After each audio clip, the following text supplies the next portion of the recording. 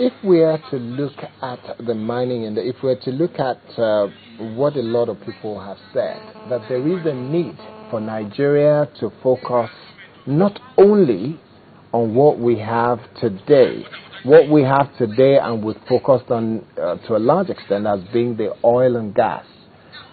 What else would you say as a member and president of Progressive Miners Association? What are the other things that Nigerian government and Nigerian people with the entrepreneurial skills and talent as well as the fund, what should they be focusing on as alternative to oil and gas? Thank you very much, and thank you for that question. As the leader in the mining industry in Nigeria, we have been advocating over the years that the potential of mining is so enormous as these endowments of mineral resources spread across the 36 states of the country, including the FCT, the federal capital. So all over the country, we have this massive deposit of assorted minerals that we could use, for our economic development and technological advancement. Mining is such an interesting, sector that cuts across different segments of Nigeria economy. If you're talking about agriculture, you need mining for your fertilizer. You need the limestones, the organic minerals to produce fertilizer. If you're talking about capacitors, for your televisions and cell phones, these are essential metals you get from tantalums and niobiums, which are, essentially money-based. So it's cut across the various segments, of the Nigeria economy. And for this reason, the potential is so huge, and we are worried that, the sector have not been properly harnessed, and the political will to really tackle the realization of the benefits of mining has not been paid. And, that's why we are appealing to successive government and different tiers of government to focus attention on these, huge potentials for our economic development and employment generation. The potential is so huge that we cannot just afford to neglect the sector. Yes, Mr. Cousin, what has been the reaction to government? Because from what you say, this is a very important sector. And Nigeria is actually blessed with a lot of mineral resources spread all over the states. So what has government's reaction been to your appeal for more attention to be focused on this sector? Yeah, the government took a bold step in 1995 by the establishment of the Solid Mineral Ministry, which eventually, as of today, it is now being called the Ministry for Mines and Steel Development. That is a very bold step. But like we have always been, advocating, the ministry is limited in a way, as the ministry is saddled with regulation and policy formulations. The missing link has been the synergy between the major stakeholders who are in the mine field, the experts, in the sector, working in collaboration with the public sector has been the missing link. And that is why of recent we have been making, very, very strong and aggressive appeal to Mr. President that there is the need to set up a standing presidential committee to be able to bring together, these experts from both the public and the private sector, major stakeholders with patriotic zeal and desire to develop this sector and have all of these potential harnessed for our economic development. It is very, very crucial. Okay, now, Mr. Cousin, let's make this a bit clearer for some of our viewers and those who might be in government but don't really have a good handle on this particular issue. How much is our mining? What is it worth? Because when you talk about oil and gas in Nigeria, we know what it's worth. It runs into billions. And it is the numbers that count at the end of the day.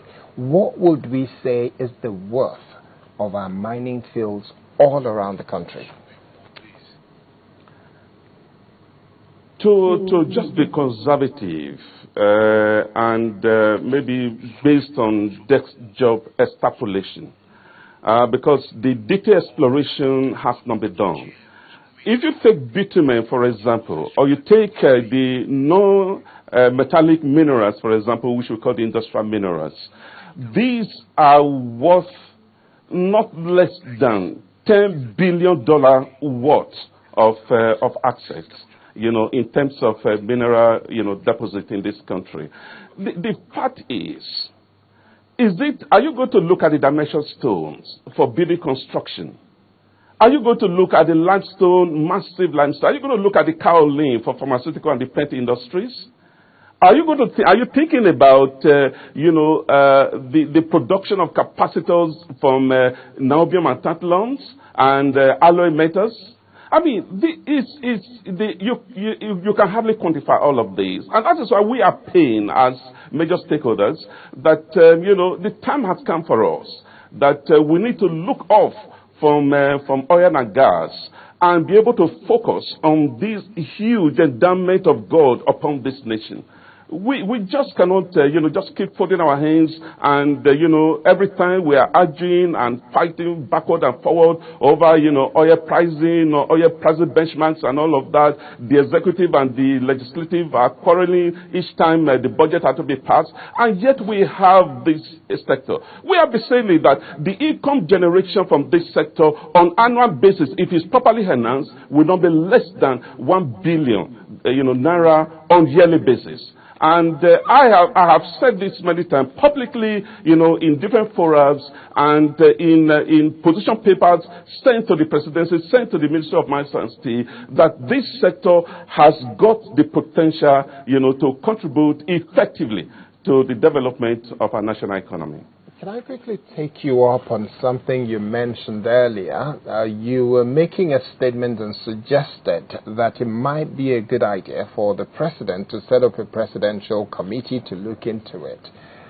Are you by any chance or stretch of imagination saying that the Ministry of Mines and Steel, as it is currently constituted, has not been effective and may not have the authority to be effective to take this industry, this sector of our economy, to the level where it should be?